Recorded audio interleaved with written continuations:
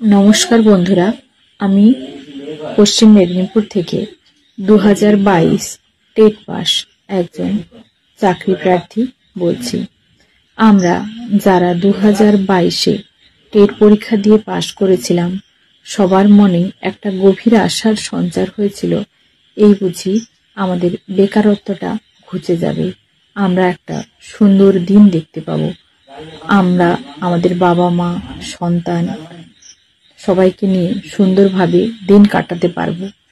কিন্তু আমাদের সে আশাতে সরকার প্রায় জল ঢেলে দিয়েছে। কোনোভাবেই তারা আমাদের সহযোগিতা করেননি।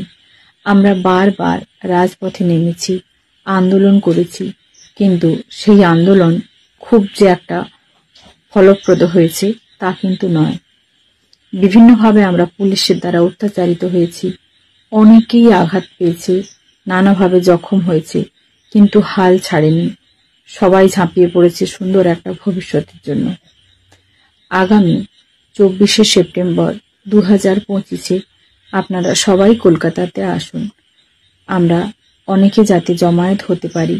জনসংখ্যাটা বাড়লে সরকারের যদি আমাদের নিয়ে ভাবেন, আমাদের নোটিশটা দেন, তাহলে খুব তাড়াতাড়ি আমরা একটা সুন্দর ভবিষ্যৎ পেতে পারি।